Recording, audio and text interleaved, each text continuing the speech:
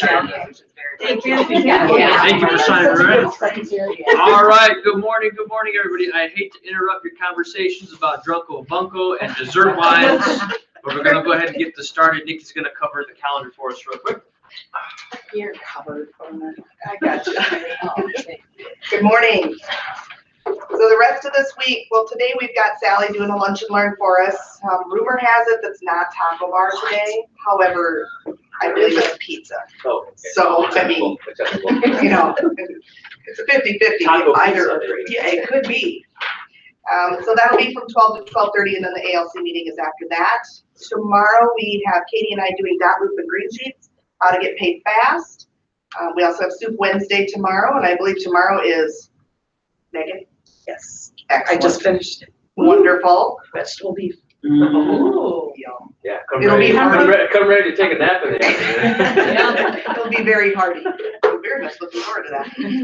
Thursday, we've got the North Star MLS workshop with myself from 11:30 to 12, and that's going to be going over how to upload photos, how to upload documents, how to fill out your input forms. Real basic still until you guys actually have access to North Star, which I believe they told me is going to be around the middle of November that you'll be able to get in to look at things. But it won't be actually live till the 27th of November is when the merger is going to happen. But it isn't going to be a cut and dry either. Flex is still going to be there for, I think they told me 6 months or so. They were going to do it slowly where you can get into both, which is a good thing. That way nothing will be lost. Question.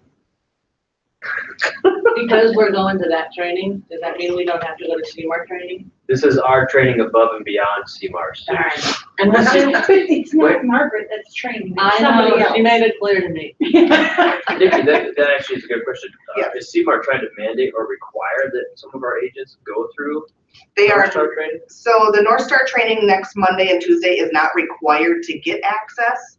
However, it's a good idea because Katie and I don't have a lot of time to meet individually with agents. We are going to have several trainings on our calendar in November that Zach and Tim are going to help out with because they're both very proficient in North Star as far as the searching and knowing, like, I don't know, do they do portals for clients in North Star? Well, so don't get me wrong, I don't want to discourage you from attending what we're doing here. I actually think that will be more beneficial than anything they do at CMAR, nothing against them, but I just want to make sure that people don't think they're required to attend the CMAR training. No, they are not required to attend the CMAR trainings. It is somebody from North Star that is coming to do the training, so it'll be a good time to ask questions that you might be concerned about and how it's going to roll, I think, is what a lot of it will be, which will be nice to We've know. actually sent you and maybe Christina, or we will be sending you to those trainings so that you can bring it back for everybody here at the office. Yes, Katie, Christina, Cindy, and I are all going to those trainings. We actually have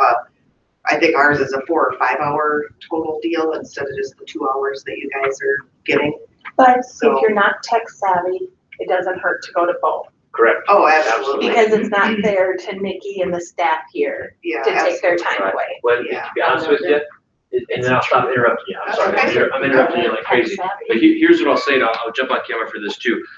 You can go to the CMAR one, it's great, you'll learn some stuff, but I'll tell you right now, the office specific stuff and what we teach you is what we're gonna be looking for and expecting as you move forward, as you're interacting with North Star and stuff like that. So get to as many as you can, but to save you time and make things more efficient, we're sending people to that training. We'll spin you up on it, and we'll show you how the office will intends to do it moving forward. Sorry. And one last time, when you work that again, going back to when it's the 1 year. Every day in The November.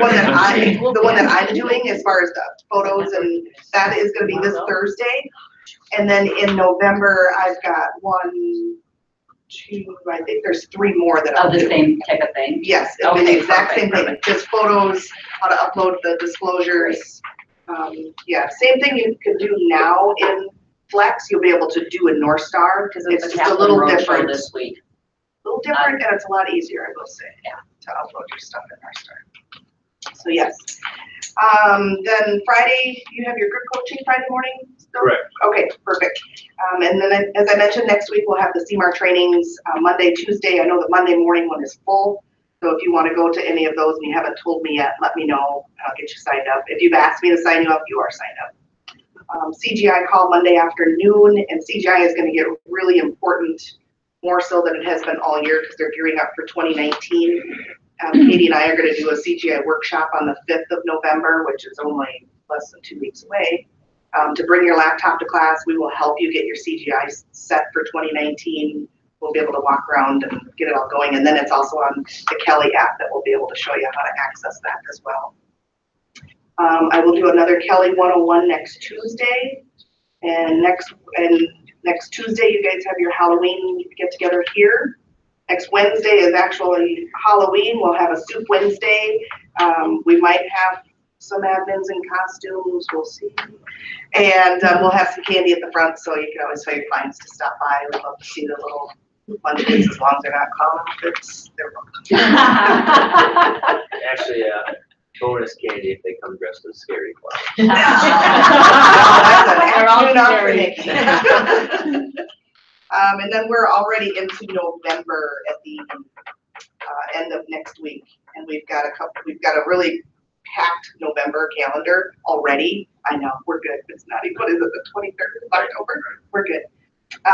So yeah, right away next Thursday, Friday, we've got a lot of different things going on. There's so many things going on the KW Connect right now, and Christina's getting all of that on the calendar, but they're really good ones. And side note, this Friday, I believe Gary Keller is doing another, it's the same, replaying the last one. If you didn't see it, watch it. It's really good. Love it. Thank you. Yes. Appreciate it. Thank you. One other thing. You know that's it. Okay, later. Doesn't have anything to do with it. What's your other thing? Myself, Melissa, and Megan are having a Halloween trick-or-treating for our clients, and we want to open it up to everyone to also bring their clients. It's October 29th, 30th. Chose the wrong spokesperson, ladies. I'm just kidding. Lisa brought it up. 4:30 to 6:30. to 6:30. I just want to make sure it wasn't 4 to 6. So bring candy, invite people. We actually need more trick-or-treaters because we don't have a ton. So feel free to do so. But you have to be here too. Cool. Thanks for extending that. It was awesome last year. We had we took pictures and stuff and had them stand next to a skeleton, and we set up each of the conference rooms. So there were like lots of places for the kids. They could get candy from the first room, candy from the second room, then there was a spot in the break room, and then the 2 workstations, and then out in the hall, Amanda had stuff. So especially for the younger ones, they thought it was awesome. Like, we got really good feedback, and that was the first year we did it, so. And we took a picture with each one of them, and so that you can deliver the picture afterwards. Who did that? I Apparently, put them on apparently Facebook. Lori did. I took the picture. That is a good suggestion. There you go. Yeah, I mean, I didn't deliver them, I just put them on For another Facebook. time. So for those of you that are looking to, step up your event game, that would be an easy one to piggyback on, join forces with. In the Burnsville office, we do something very similar as us and a few other teams. We combine, we lock down the office, and we do something very similar. I think this will be our 4th year doing it, and people love it. They bring their kids, and it's good for repeat referral business and just maintain that relationship. So awesome! Thank you for opening that up to others. I appreciate it. I'm going to pass this around. It has all the dates for some of that North Star training on there. And then I wanted to mention 2 other events to make you guys aware of. So there is a training called Train the Presenter that's going to be hosted in Woodbury in the near future. If you enjoy teaching classes or training others, or that's something that you desire to do or become more proficient at, I would encourage you to attend. Something that I think we often take for granted or don't talk about as often as we should or could is how many opportunities exist within Keller Williams.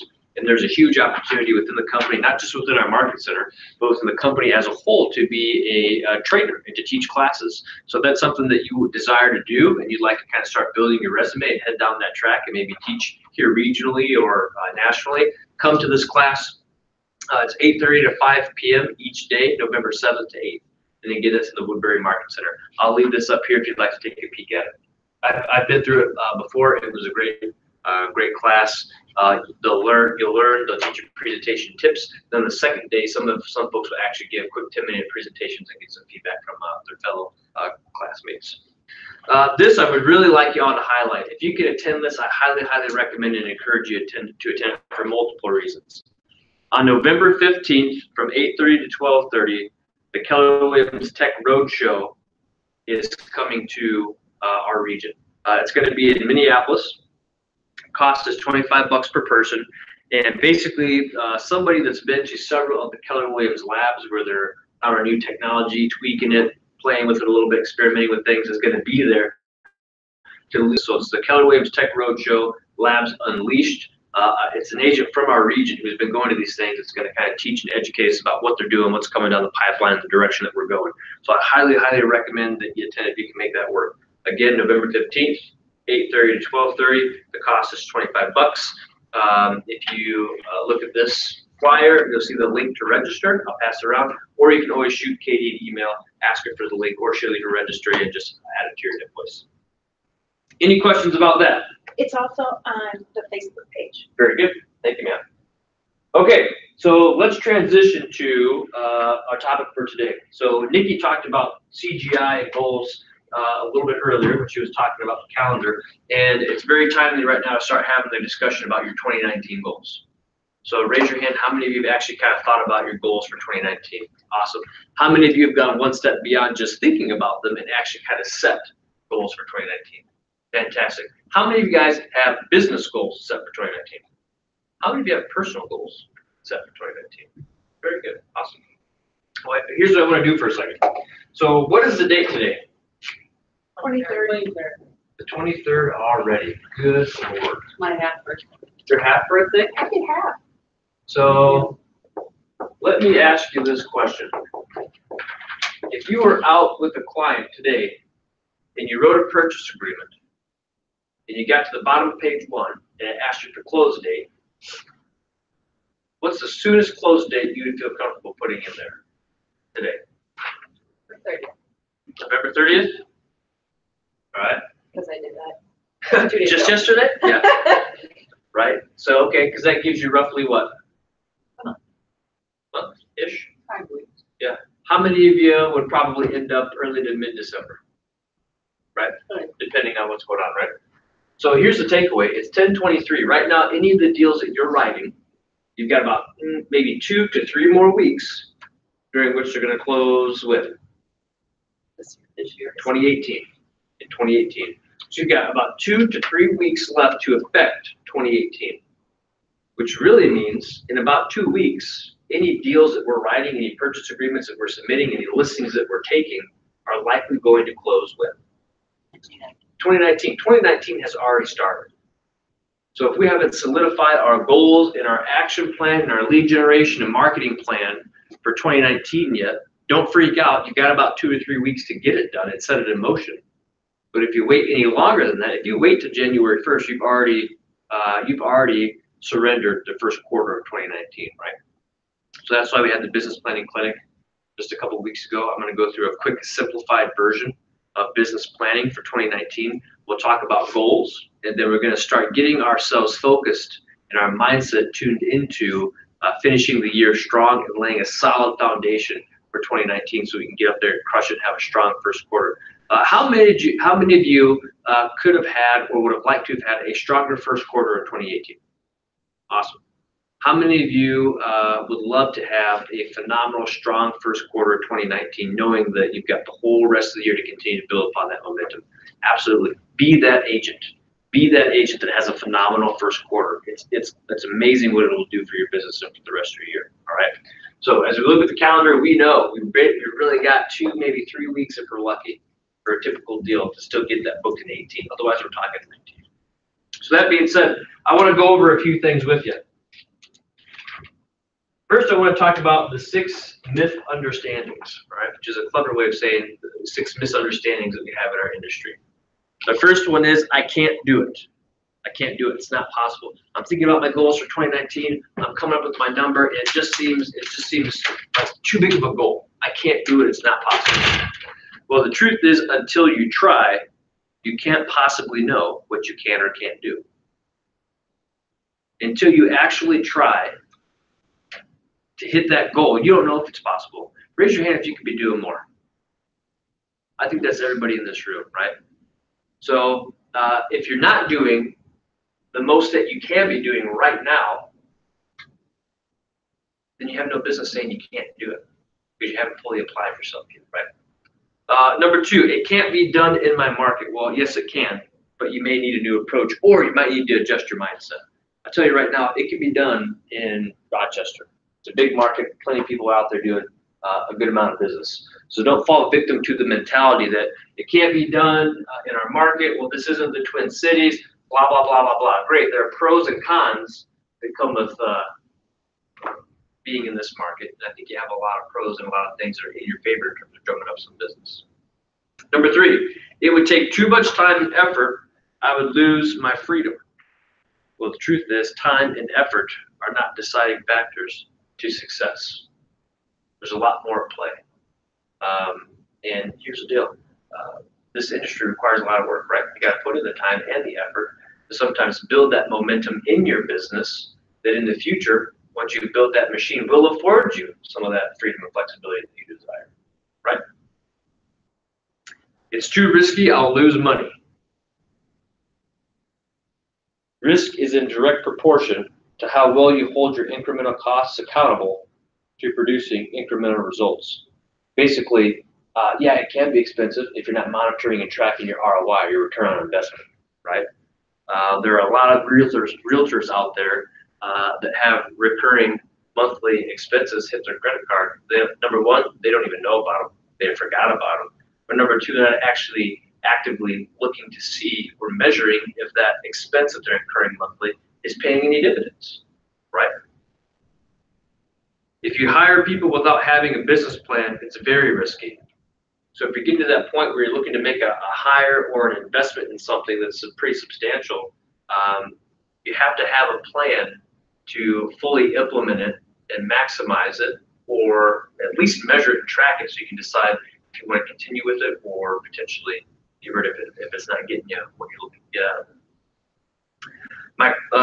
I'm going to give you number 6. Having a goal and not fulfilling it is a negative thing. I think this is the most important one to discuss. Having a goal and not fulfilling it is a negative thing. How many of you would agree with that? Okay. Yeah. Yes or no? I think it honestly, in and of itself, if you threw that out there as a statement and said, hey, having a goal and not fulfilling it is a negative thing, I think most people would kind of agree with that. Say, well, you know, it depends, right? It depends. Depends on the goal you're setting. It does, and I'll be. Here's what I'll share with you guys about me personally. I think I don't think I suffer from this as much as I used to, but I think I still grapple with it a little bit personally. But I have a fear of failure. Fear of failure. I don't like to share my goals. I like to keep them quiet and internalized, because if I don't hit my goal, then what? Nobody knows about it, which is fine, right? But if I never tell anybody what my goals are, what crucial thing am I missing in my life that can sometimes help you hit that goal? Megan nailed it, accountability, right? And it wasn't until I learned that by sharing those goals and having somebody partner in accountability with me, that it's actually more beneficial. So we're going to talk about accountability a little bit later. But I'll be the first one to tell you, I think every year in real estate, I've always set a goal for the number of transactions I'd like to close, and I've never hit it, not once. But it's increased every year. So I might not necessarily be hitting that goal, which could be considered a failure, but at the same time, the fact that I'm stretching and continually reaching for that goal, and I've got partners holding me accountable to it, means that we've closed more deals each year on our way to hitting that goal, right? So the truth of that is, having a goal and not trying to achieve it is a negative thing. January 1st will be a great example of that for many people. Well, my goal is to do this year, and then they never think about it again. They never spend any time holding themselves accountable to it for the rest of the year. So just to set a goal and not even try or attempt to hit it, that's a negative thing, right? If you're setting a great goal and you're actually trying and you're pouring all of your energy and effort into achieving it, and you at least still make progress toward that goal, that's a huge win, in my humble opinion. Not trying is failing. Whenever you try, you either succeed or learn. Gary Keller would tell you to get out there and fail often, and as soon as possible. Because he knows in failure, we're at least still learning. And we're probably taking a few steps forward. We might see the occasional step backward, but if we keep trying, and we add up all the steps that we took forward, eventually they're going to get you that much closer to your goal, if not aligned to your goal. For year after year after year, my goal has been 100 transactions, 100 transactions, 100 transactions. Last year we closed at 49. We were projected to be at like 51 or 52 at some point, then a couple, went backward, and then we ended up at 49. I was like, are you kidding me? It's like sell our own house, I don't care. And then my goal has always been 100. It's always been 100. Well, Carly and her coach Jody, they've kind of settled on 75 for this year. And as of right now, the team combined closed and pending has just over 60. So, and their closed and pending combined volume is just over 17 million. So for me, that's a win. The fact that we're still not at 100, but it's a stepping stone on our way to 100, right? And by setting that lofty goal, it's forcing us to think at the level that will eventually get us there. Does that make sense? So that's the purpose of goals, and that's the discussion we're going to have today surrounding your goal in 2019. Before we dive into that, though, I think it's important that we spend a little bit of time talking about mindset and the 9 ways a millionaire real estate agent thinks.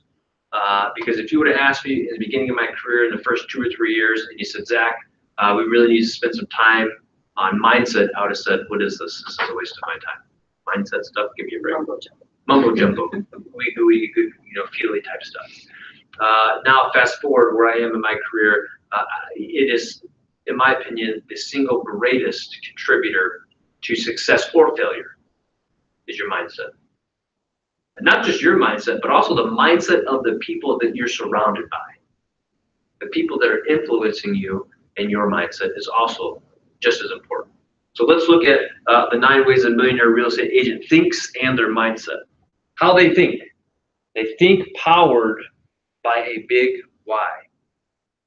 The big why is about having a purpose, a mission, or a need that in turn gives you focus, and I would also say passion. High achievers always have a big why powering their actions. The big why is individual to you. Some of us might have same or similar big whys, but they don't have to be the same, and nobody can judge you for what your big why is. But oftentimes you have to dig deeper and ask a few more questions to really get at your underlying why. And excuse me, it's not always money, right? People would say, well, what's your big why? Why would I make a lot of money? Okay, why? Well, because I want to be able to provide for my family. Why? Well, because when I was a kid, you start digging deeper and deeper and deeper, and you can get to there. So really, your big why isn't just making money. Your big why is about providing a phenomenal quality of life for your family and ensuring they have a bright future. That's your why. The money is just a product of that allows you to achieve that big why. So we don't have enough time today to have that discussion. Some of you might already know your big why. Sometimes they change over time. But I would say between now and the end of the year, really spend some time in self-reflection, understanding what your big why is. And you might have a big why when it comes to your business, and then you might have a big why when it comes to more personal stuff or personal goals, right? Health and fitness, for example. So think about that and align your goals and tie it to that big why. Because when your goals and your business, the results of your business are tied to your big why, it's that much easier to get fired up, focused, and passionate about getting out there and doing business. Does that make sense? Any thoughts on that? Think big goals and big models. If you have big goals, then to reach them, you inevitably begin a quest for big models. Likewise, big models will drive you toward the achievement of big goals. That's why I've always kind of had that big goal that I knew it's going to be a stretch. But I know if I keep hammering away at that goal and force myself to think that big, eventually I'm going to get there, right? Because I'm stretching myself to think that big. How do I get there? What things do we need to do? What do we need to change in our business to ultimately get to that level? Think possibilities. Possibility thinking is supported by a big why, big goals, and big models. Big results happen. I would say another way to look at think possibilities is when it relates to your business and your goals, it's helpful to be optimistic rather than, what's the alternative? Pessimistic, right? Because if you're setting your goals with a pessimistic mindset, what's that going to do to you and your business and your big why? It's going to take the wind right out of your sails before you even begin. Oh, by the way, also have to make sure that you're not surrounding yourself with pessimists. That's why the culture of our office is so crucial, because we're focused on productivity, we're focused on results, and we're focused on encouraging others, supporting others, lifting each other up, not focused on drama and tearing each other down, right? That's one of the biggest impactors of your business is the environment that you're in. So when you're thinking possibilities and you're thinking about your business and your goals, be in an optimistic mindset. If you're not in an optimistic mindset, you need to push pause and not do a goal setting session. You need to reset your mindset, you need to recalibrate, and then come back to talking about your big why and your goals when you've changed your mood and you've changed your mindset to be more optimistic, right? Think action. You can think possibilities all day long. I can think about winning the Mega Millions all day long, right? But if I never take action to go buy a ticket, it's not going to happen, right? I can think about closing however many deals I want to in 2019. I can think about making X amount of money in 2019, but until I take action continually and repeatedly and routinely, I'm never going to be anywhere near that possibility, right? So it's important to spend time thinking about what's possible, focusing on it, but you have to break it down and establish your action plan and then actually take those actions to be anywhere near achieving the possibilities that you've dreamed of. Think without fear. If you never quit trying, you've never really failed. What do you guys think about that? If you never quit trying, you've never really failed. I think it ties into one of my favorite quotes from Zig Ziglar. But failure is an event, not a person. Yeah, absolutely. That's great. I always am reminded of the story that Zig Ziglar would tell about budgeting and having money and going shopping with his wife. And it was kind of a turning point for him in his life. When he went shopping with his wife at the time, they had their list at the store of things to buy, and they only had X amount of money with them to buy the things that they needed to buy, right? And so he and his wife got back together in the aisle of the store. They were getting ready to go to the cash register to pay for everything, so they were going through the list and how much money they had, and they realized they were over budget. And one of the things in the cart was his wife she needed to buy a new set or pair of pantyhose. And they're over budget. She said, oh, well, I guess I don't necessarily need these. I can go put these back and I can go without these new ones for a while. And as she turned to walk away, you could see down the set of pantyhose that she was wearing, there was a run or a hole. I can't remember. And for those of you that don't know what that means, I'll save you the Googling real quick because I didn't necessarily know. I don't remember the last time I saw anybody wearing pantyhose. But anyway, that basically means there's a visible line or a hole, or they become worn out. They become worn out. And she said, you know what? She basically said, I'll keep wearing this worn out pair and put this back because things are so tight. And I can do that because we've got other things we need to pay for. And for Zig Ziglar, that was his aha. That he's like, I've got to change the direction that we're going, and I've got to figure out a way to get my personal finances in order to focus on building wealth and achieving financial freedom and independence. Right. So if you never quit trying, you've never really failed. And for me, I mean, that's kind of the story of my real estate business and the goal I've set year after year. I'm just banging my head against the wall. I can tell my coach at one point, she's like, Zach, why are you focused on 100? I don't know. That's my number. The real answer is this. Somebody once told me to get into Gary's private mastermind, the minimum threshold you had to do was close 100 transactions in a year. So that became my number. And I was uncompromising on it. Hi there, come on in. And so for me, I've never quit trying. So I haven't failed. I haven't given up on that goal yet. We'll keep pushing for it. Number 6, think progress. Progress is about quantity, repetition, and growth year over year. Success is in the numbers. Number 6 the truth behind that one is there are a lot of words in there I just mentioned that make most realtors go, right? Or that just doesn't come naturally to them. Progress is about quantity, repetition, and success in numbers. That means that ties right back to think action and taking action, right? Here are the things we need to be doing. We need to be doing a lot of it repeatedly, and we have to be tracking our numbers. That's what that's essentially saying. And I know for a fact, 90% of agents, maybe even more, don't spend any time doing the amount of things they need to be doing on a repeated basis or tracking their numbers, right? Because they're not taught to, and for most people, it just doesn't come naturally to them. God bless the people it comes naturally to. I wish I was one of you, right? But what I've done is people have kind of taught me and coached me and mentored me to do that, right? And it's been one of the most valuable things in my business. Here's a fun one. Think competitively and strategically. Think competitively and strategically. You should approach your real estate sales career as you do a game of Monopoly or Risk. You have to play to win. You have to play to win. Would you all agree that we are probably in one of the most competitive industries out there? Yeah. Would you also agree with me that we happen to be in a very competitive industry that right now is in a very competitive market? Absolutely.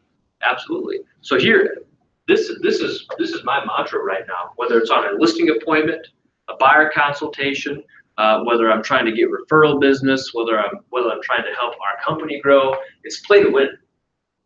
It's play to win. The reason why I think that message is so relevant here in Minnesota is because in Minnesota we have that awesome saying, which is what? So nice. We're Minnesota nice. Where we play to hope. We play to hope that we'll win, right?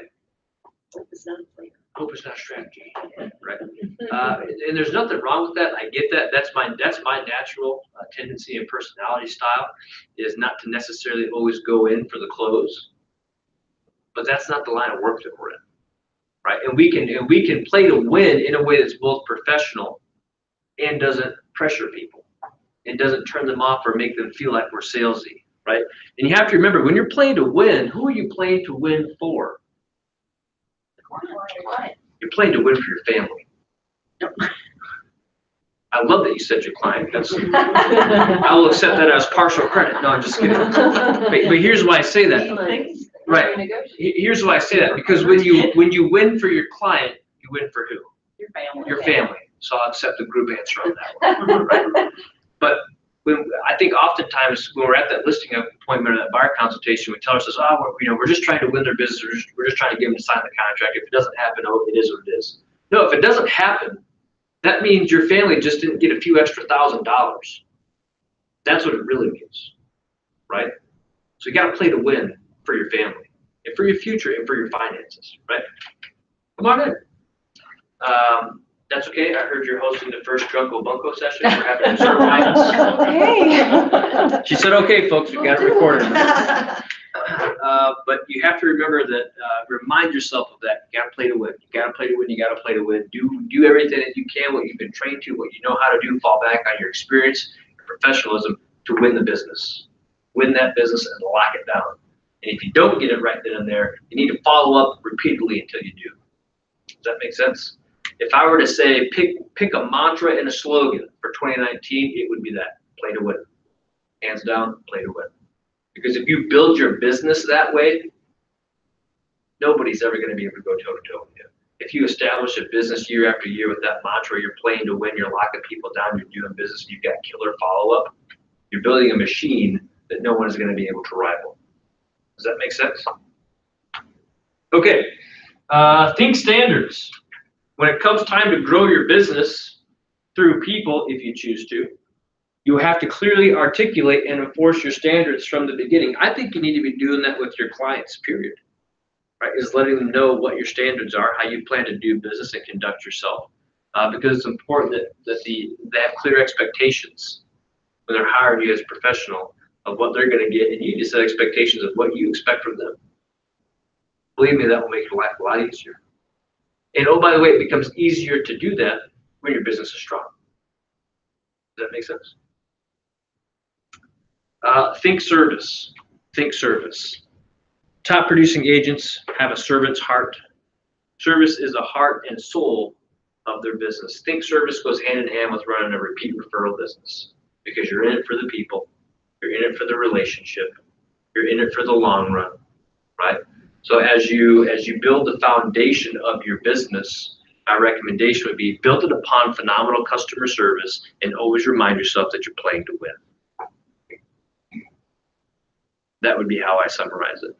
So as you think about your goals for 2019, keep that in the back of your mind and set huge ones. So here's what we're gonna do. I would like to, I'm gonna do basically a business planning clinic simplified, a quick version, right? We just talked about the 6 myths in our industry. We talked about the 9 ways millionaire real estate agents think. And now what I want you guys to do is begin to start the process of thinking about what your goals for 2019 will be, okay? And I always look at it this way. So me, I've always been a number of transactions person, but I think that's, I think honestly, that's a weird thing based on the responses I get from that. Because my coach will always tell me, Zach, is it really about transactions, or is it about your gross commission income? Right? Because a lot of people, they focus on what do I need my gross commission income to be? Then I'll divide that by my average sale price.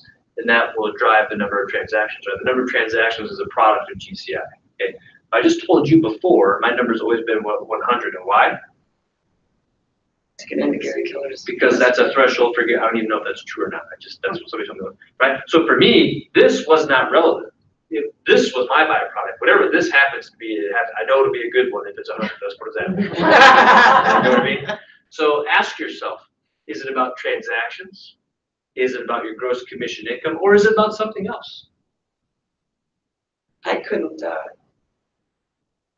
the GCI. Why is that? Because originally, like, okay, I want to make this much money. I don't have to make that much money. Right. So for me, it was Absolutely. always, and there's lots of time left. Yeah. You know, so in the first quarter, if you don't make whatever, it's like, I still have all this time of the year, you know, blah, blah, blah. So when I switched in 2016, and when I really focused on the number of transactions, that was my best year because cool. That was all I cared about, was making sure that I had this many transactions every single month with, right. with whatever it was, you know, if it was right. the buyer agreement or the listing agreement or, right. you know, signed contract, but it had to be this many a month. And absolutely. Because money isn't a motivator for me, so that didn't work for me. Well, and I appreciate that school of thought, because for me, my thought process was, I know if I drive this number, I know that will show up. I know that will show up. So if I just dial in on this and I just crush it, I know my GCI will be there, right? So that's why a transactions thing for me was a focus. So it's interesting to hear you say that. So here's what I would like you to do is, it's 11:40. I want you to take 2 or 3 minutes. I want you to think about 2019, and I would like you to start thinking about what you want to either make in 2019 or how many deals you'd like to do in 2019. And you might not finish this goal in 2 or 3 minutes. And some of you might have already finished it, right? Take 2 or 3 minutes, think about it, come up with what this is, or how you would love to support the team that you're on and doing that, or you can just think about maybe a personal goal or 2 for 2019. But take a couple minutes and think about what you'd like that goal to be in 2019.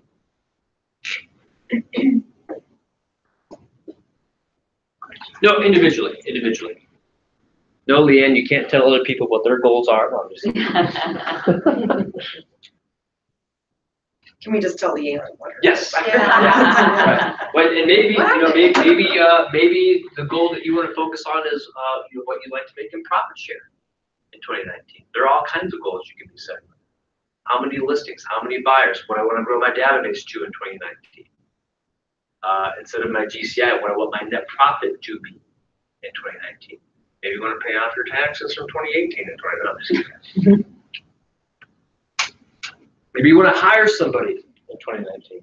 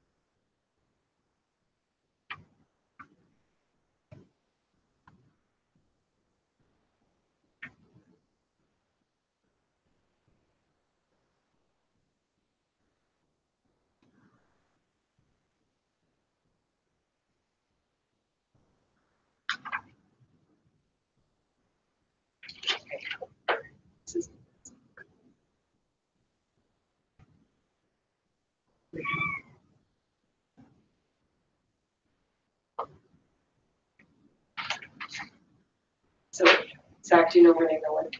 I do. So I'm in her Facebook group, coaching collaboration. The post today is, do you have a plan in place for your personal growth for 2019? What classes will you take? What books will you read? Who do you want to meet? Make a plan and share it with someone to hold yourself accountable. Renee and I talked this morning. Crazy. No, I'm just kidding. You were like, I'm one step closer because I went to my team meeting today. Man. Okay, so here's what I want to do. Business planning, clinic, simplified. Whatever that number is, divide it by 12. Right? Because what does that obviously do? Break it down to your monthly. Ooh, that's now our monthly goal, right? So either A, I know I need to be making X amount per month to be in line with my goal, or I need to be closing X amount of deals per month to be in line with my goal. But here's where it gets even more powerful. After you divide it by 12, I would suggest you divide it by, what number do you think I'm going to say? Who said 4? Brad, why would I divide it by 4? Weekly. One guy. Thank you for being here, by the way. Your weekly things you need to do every week. Right. Achieve. Then you know what it is monthly. And then you know what it is weekly. And here's the power of this exercise. Here's why I ask you to do that. Because for most of you, well, for a lot of agents out there, I'm going to use transactions for an example. When they come up with that number, let's say they said, I want to do 20 plus, I want to do 2 deals a month. I want to do 24 deals next year. Are you nodding because that was your number? Very good. It's also good for easy math. I want to do 24. I want to do 24. Great. 24 divided by 12 is what? 2. Awesome. 2 divided by 4 is what? 5.5. Here's the power of breaking that down. When we said, I'm going to do 24 deals next year, like, oh man, that's kind of a lot. But it might be doable. Okay, so it's 2 a month. Hey, now that sounded much more reasonable. I got to just do 2 a month. Awesome. Break it down more. You just get half a deal a week. If I make it even that much more simplified, you have 14 days each month to find one piece of business.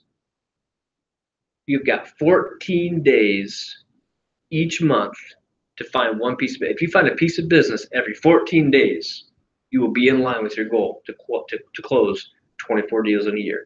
Do you think finding if you made it your mission to find one piece of business every 14 days, is that a doable goal?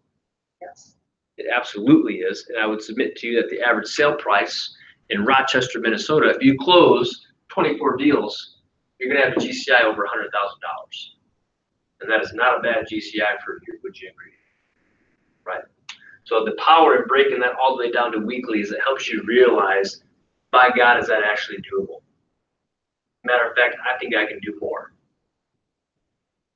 Right? The other reason it's helpful is from a tracking standpoint, you know every 14 days, if you haven't locked down a piece of deal, what? You got to step it up a notch. Or if you're consistently locking down a piece of business or 2 every 14 days, you know what? You're great. You're in line with your goal. You feel good. Keep doing what you're doing. Don't do less, but you might not necessarily have to do more. Right? So gauge and track it. Gauge and track it. And then I would say really hold yourself accountable to the first quarter, because if you could stay in line with your goals through the first quarter of 2019, what do you think that means for the rest of 2019? You're gonna be rocking. You got it. I would submit to you that you've already won. If you can stay in line or even exceed your goal that you need to be on pace for that first quarter, it's yours to lose, because you just made it through the toughest, slowest time, and you're still in line with your goal. Now you're coming into Q2 and Q3 where you can probably actually outperform your goal. You just have to close hard at the end of the year, right? So really focus on that and track that stuff and make that your effort, your focus in quarter one. That starts right now. You got to sprint hard to the end of the year, because everything you do right now is going to set you up for that strong or that slow first quarter, right?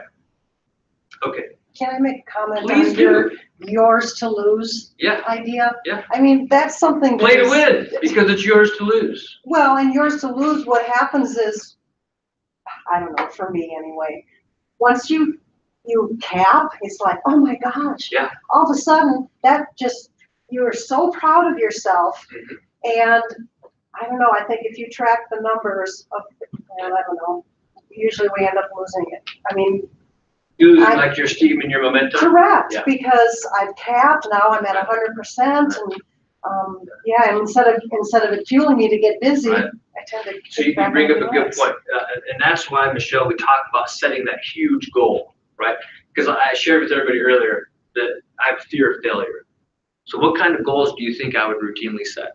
Goals that I knew were what? Achievable.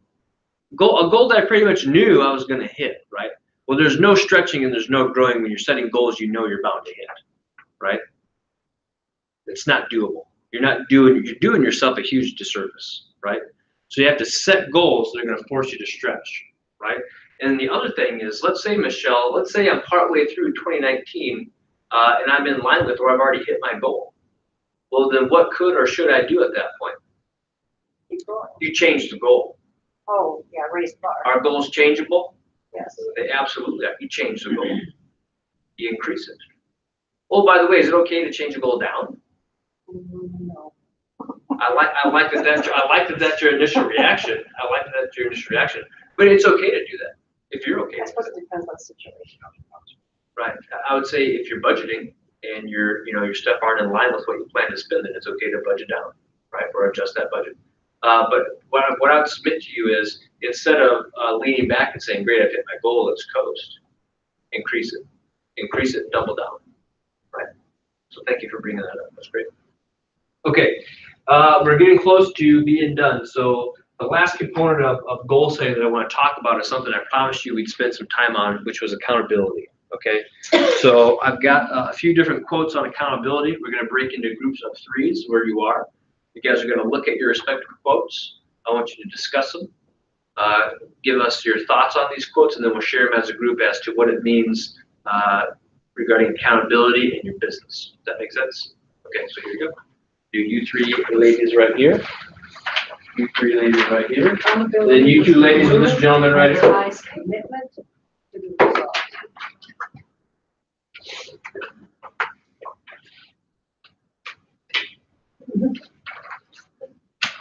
Digest it.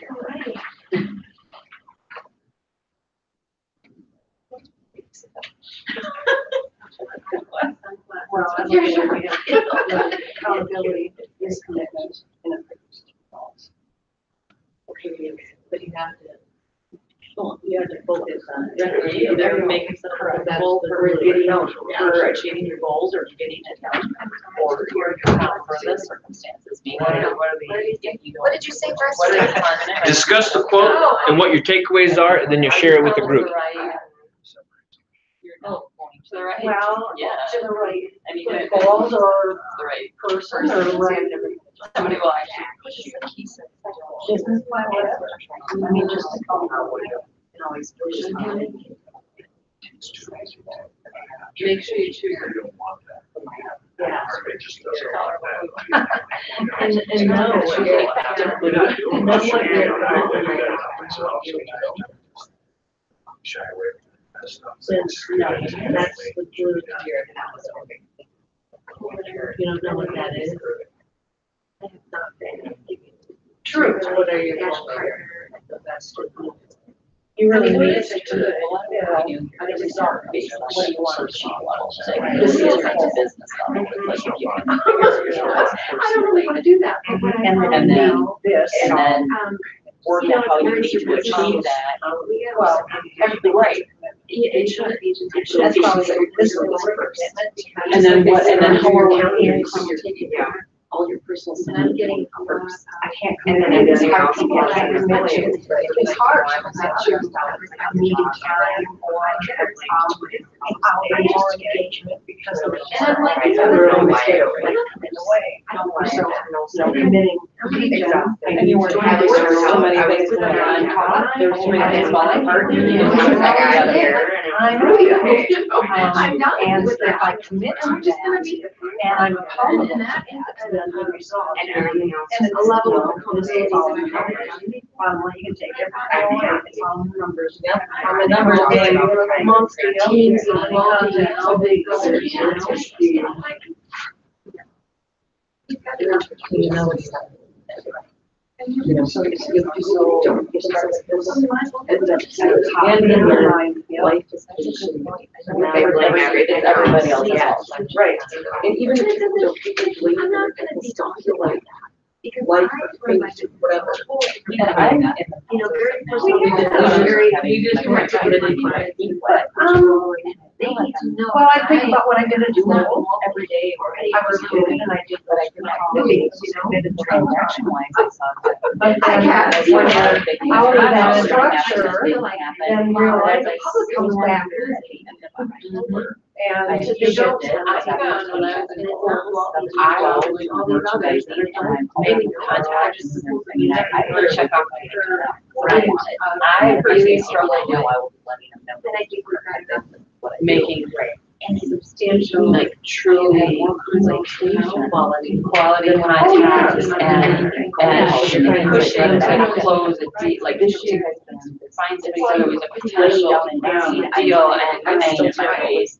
Making that like this like Yes, you and I- know, Anyway, Are good, that's we like it. and I do.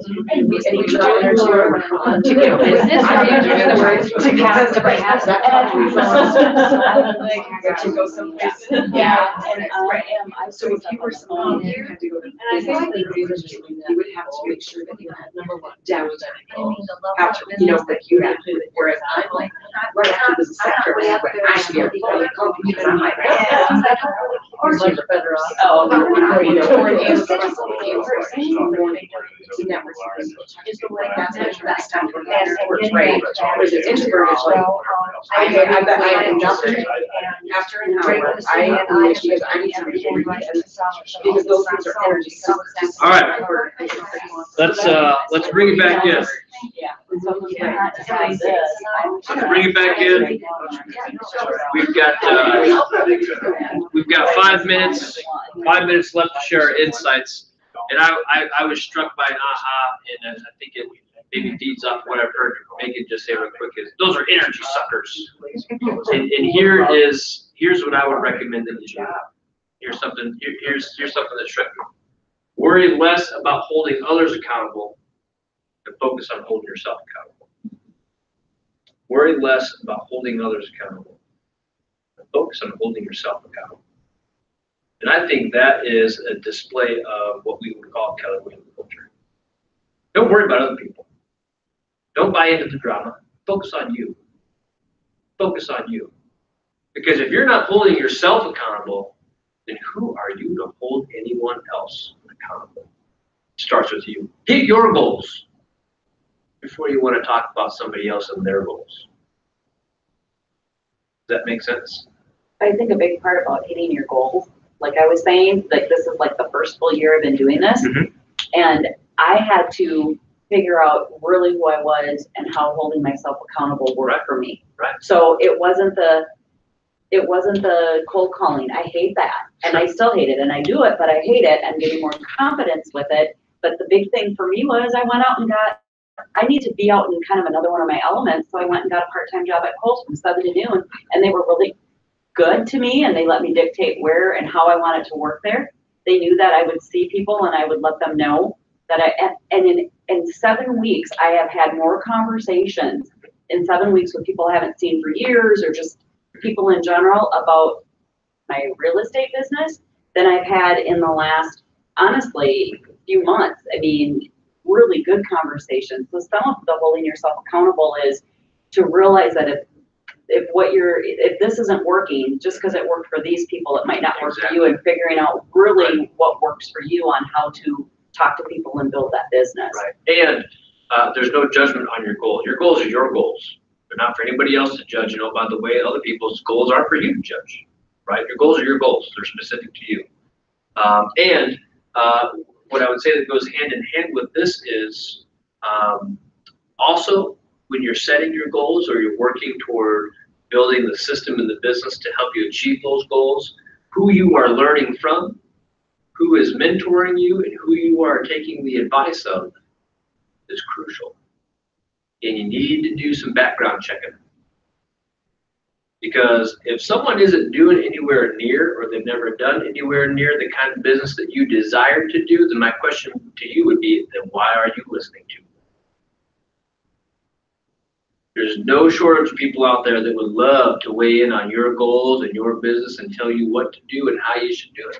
Now I'd ask them, great, have you ever done what I desire to do? If the answer is no, I'm not listening to you. I'm going to find somebody that has or is doing it, and that's who I'm probably going to pay attention to and listen to. That makes sense? Very good. That's why I shut up anytime Gary Keller's talking and just listen. Okay, so let's start over here. Please read us your quote, then give us a couple of your ahas or a summary of your group discussion. Accountability separates the wishers in life from the action takers that care enough about their future to account for their daily actions. Awesome. Can you do it one more time? Accountability separates the wishers in life from the action takers that care enough about their future to account for their daily actions. Awesome. What do you guys have to say about that? Me? Brad's going to hold you accountable to speaking right now. Well, I just, I've not been very good about having an accountability partner ever, because I just kind of focus on what I need to do. Like, it's a little bit distracting, you know, always having somebody, oh, you know, what are you doing, and, you know, whatever. So I just kind of focus on it, and now I've decided that in order to get better and to go to the next level, I probably should join forces with people that are just as strong as I am, if not stronger in areas, and join forces together and, you know, team up with some people. That's kind of the goal, and we can all meet higher goals that way. Right. So, there's a and that is an accountability too, you know, Absolutely. because we're doing it together, Yeah. you know? There's a program within our company that describes what it is exactly that you're looking for. That's coaching. It's coaching. Coaching is synonymous with accountability partner, right? Does anybody know why the gentleman's agreement of accountability partners always fails? I'll call you, you call me. No calls ever take place where they do once and they're done. Why? Well, it's not painful. Because nobody has any skin in the game. Exactly. There's no money. There's no money There's involved. nothing there that's going to be painful. When you're paying for a coach to hold you accountable, you think you show up for the phone call? Well, Yes is the answer. Anything else? Anything else from that group over there? Well, I know Cindy's got a good nugget. well, yeah, I mean, it's like you know, started explaining too, that if you don't share what your goals are, It's huge. yeah. Yeah. That you're a wisher. Yeah. Versus. Sharing the goals was such an aha for me because before I never wanted to do it because I never wanted anybody to know if I didn't hit my goal. Right? That was probably the hardest thing I ever did. Share your goal. Yeah, I wouldn't even tell my husband. I told my son James. Yeah. And he was like, so what's the big deal? Just tell everybody. And then that was, you know, I was like, oh, like. So, and then he would ask me, you know, he's like, well, did you hit your goal this month? Are you on track for this month? Right. Very It good. made a huge difference. So if and you did you and have you been able to achieve those goals? I did the year that I did that. Oh. And I'm pretty close. I'm pretty close this year, and I didn't stay as focused. Part of my problem was 2017.